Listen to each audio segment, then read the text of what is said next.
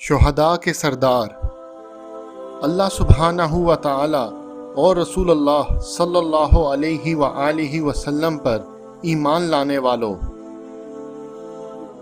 رسول اللہ صلی اللہ علیہ وآلہ وسلم نے فرمایا، شہداء کے سردار حمزہ ہیں،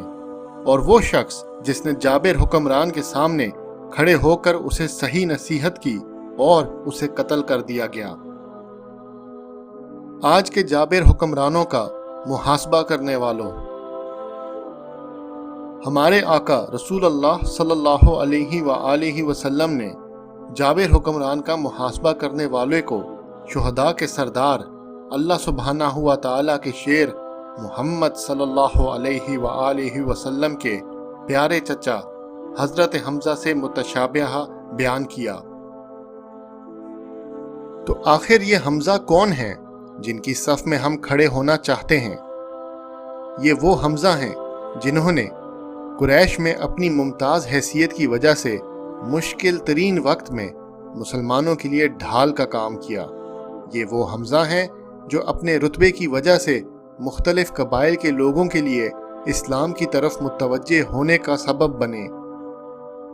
یہ وہ حمزہ ہیں جو اسلام قبول کرنے کے بعد اس پر اس مضبوطی سے جم گئے کہ کفار نے غزوہ احد میں ایک غلام وحشی کو آزادی کے بدلے اس ہدف پر مامور کیا کہ وہ حمزہ کو قتل کرے گا۔ یہ وہی حمزہ ہیں کہ جب احد کے دن رسول اللہ صلی اللہ علیہ وآلہ وسلم نے ان کے جسد خاکی کو دیکھا تو فرمایا، میں نے اپنی زندگی میں اتنا شدید نقصان نہیں اٹھایا جتنا آج، اور مجھے کبھی اتنا غصہ نہیں آیا جتنا آج۔ اگر اللہ سبحانہ و تعالی نے مجھے قریش پر غلبہ عطا کیا تو میں ان کے 30 لوگوں کا مسئلہ کروں گا۔ اور رسول اللہ صلی اللہ علیہ وآلہ وسلم کی طرف سے شہداء کے سردار حمزہ کے بارے میں انہی الفاظ پر اللہ سبحانہ و تعالی نے یہ آیت نازل فرمائی، اپنے رب کی راہ کی طرف لوگوں کو حکمت اور بہترین نصیحت کے ساتھ بلائیے اور ان سے بہترین طریقے سے گفتگو کیجیے۔ یقیناً آپ صلی اللہ علیہ وآلہ وسلم کا رب اپنی راہ سے بہکنے والوں کو بھی بخوبی جانتا ہے، اور وہ راہ یافتہ لوگوں سے بھی واقف ہے، اور اگر بدلہ لو بھی تو بالکل اتنا ہی جتنا صدمہ تمہیں پہنچایا گیا ہو، اور اگر صبر کر لو تو بے شک صابروں کے لیے یہی بہتر ہے۔ آپ صبر کریں، بغیر توفیق الہی کے آپ صبر کر ہی نہیں سکتے، اور ان کے حال پر رنجیدہ نہ ہوں، اور جو مکر و فریب یہ کرتے ہیں ان سے تنگ دل نہ ہوں۔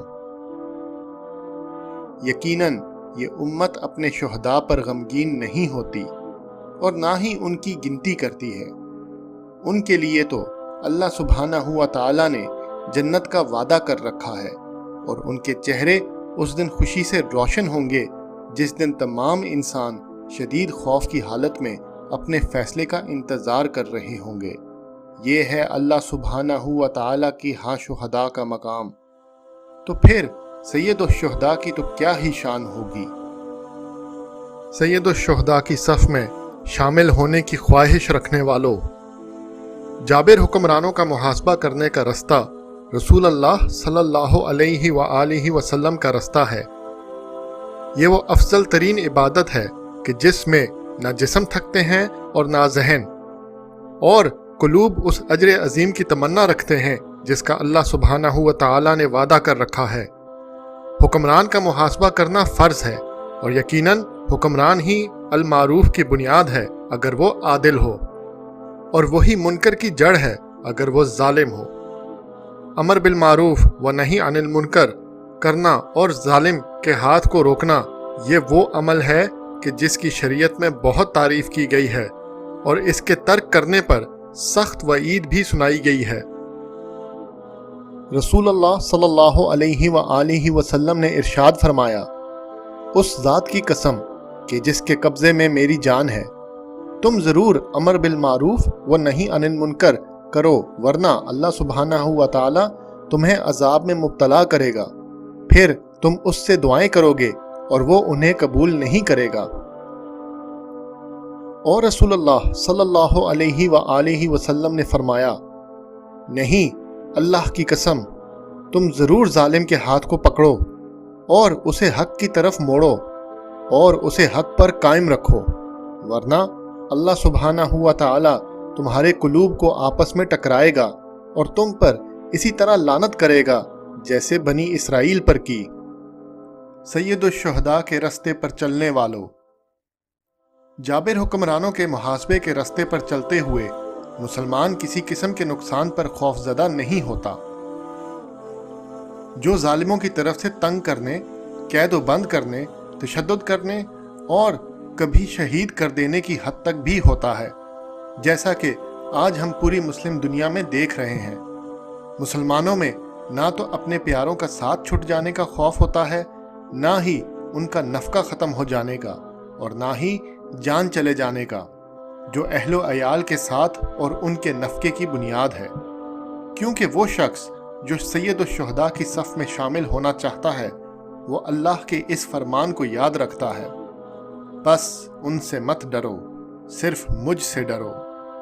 اور وہ قریش کی جارحیت پر رسول اللہ صلی اللہ علیہ وآلہ وسلم کے اس جواب کو بھی یاد رکھتا ہے، اللہ کی قسم،